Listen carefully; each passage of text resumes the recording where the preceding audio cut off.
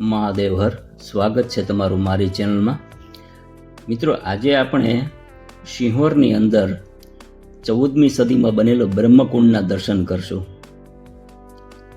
મિત્રો, આની લોકવાયકા એવી છે કે આ બ્રહ્મકુંડ સિદ્ધરાજ જયસિંહે બનાવેલો છે. સિદ્ધરાજ જયસિંહના કોઈ કુટુંબમાંથી કોઈ કે પરિવારમાંથી કોઈને કોઢ નીકળો તો અને અહીંયા આ કુંડ ખોદાવાથી એ કુંડનું પાણી પીધું અને કોઢ મટી ગયો હતો. ત્યાર પછી સિદ્ધરાજ જયસિંહે આ બ્રહ્મકુંડનું નિર્માણ કરેલું છે. અહીંની લોકવાયકા છે આ.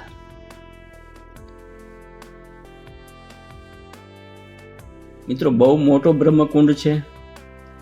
અહીંયા બહુ પૌરાણિક મૂર્તિઓ નાની લાગેલી છે. આ તમે કુંડની અંદર જોશો તો જે કુંડની ફરતા બધા નાના નાના ગોખની અંદર હરેક દેવતાઓની મૂર્તિ લાગેલી છે. એમ કહેવાય છે આ કુંડમાં 33 કરોડ દેવતાઓ છે. તમે આ બધું બાંધકામ જુઓ મિત્રો, બહુ પૌરાણિક બાંધકામ છે આ. 14મી સદી એટલે 600 વર્ષ ઉપર થયું અત્યારનું બાંધકામ છે. અને કહેવાય છે આ કુંડમાં ક્યારેય પણ પાણી સુકાતું નથી.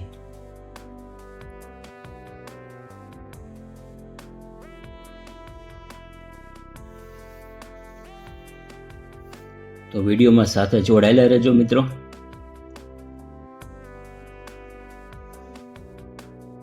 આ તમને નાના નાના જે બધા ગોખ દેખાય છે કુંડની અંદર, એમાં બધા ભગવાનો છે. મિત્રો, આ જે જૂનું બાંધકામ છે એમાં બધી એના પોતાના પિલર ઉપર જૂની જૂની મૂર્તિઓ લાગેલી છે, તમે જોઈ શકો છો. અને અમુક પિલરમાં મૂર્તિઓ કાઢી નાખવામાં આવી છે. અને અહીં એમ કહેવાય છે કે જ્યારે મોગલ શાસન આવ્યું હતું ત્યારે એ મોગલ સામ્રાજ્યને જે મૂર્તિ ગમી એ મૂર્તિ અહીંથી કાઢી લીધી હતી એણે. અહીંના લોકોનું કહેવું એવું છે. તમે જો આમાં આ મૂર્તિ છે, અહીંયા આમાં મૂર્તિ નથી. આ મૂર્તિ કાઢી લેવામાં આવી છે. આમાંથી પણ કાઢી લેવામાં આવી છે મૂર્તિ. જે મોગલને ગમી એ બધા મોગલ સામ્રાજ્યને ગમતી હતી એ મૂર્તિઓ બધી આમાંથી કાઢી લીધી છે.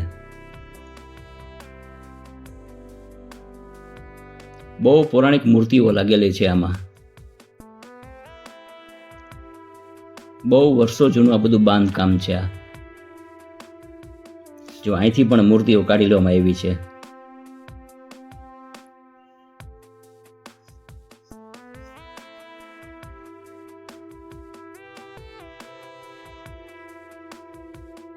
આ બ્રહ્મકુંડમાં મહાદેવનું મંદિરે આવેલું છે, હનુમાનજીનું મંદિરે આવેલું છે,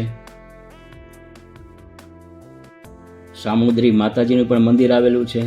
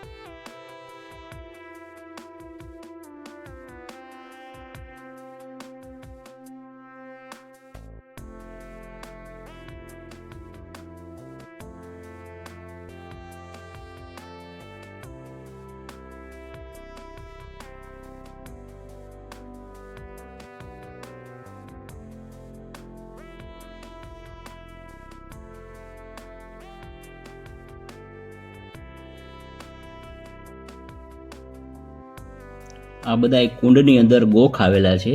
એ ગોખમાં અલગ અલગ ભગવાનની મૂર્તિઓ લાગેલી છે.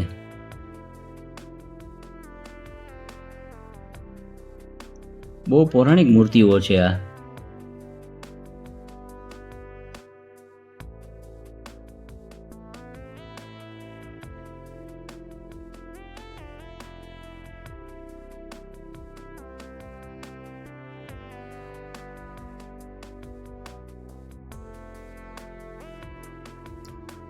મિત્રો આ કાંઈક વર્ષો જૂનું લખાણ છે.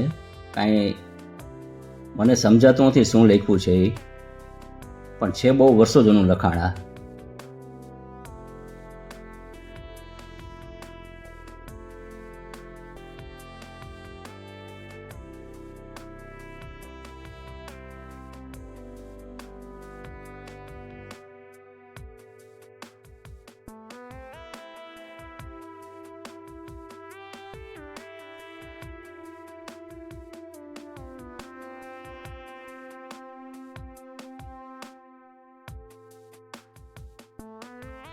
મિત્રો તમે મારી ચેનલમાં નવા છો તો મારી ચેનલને સબસ્ક્રાઈબ કરજો અને બેલ આઇકન ખાસ દબાવજો, તેથી આપને મારા અવનવા વિડીયો મળતા રહે.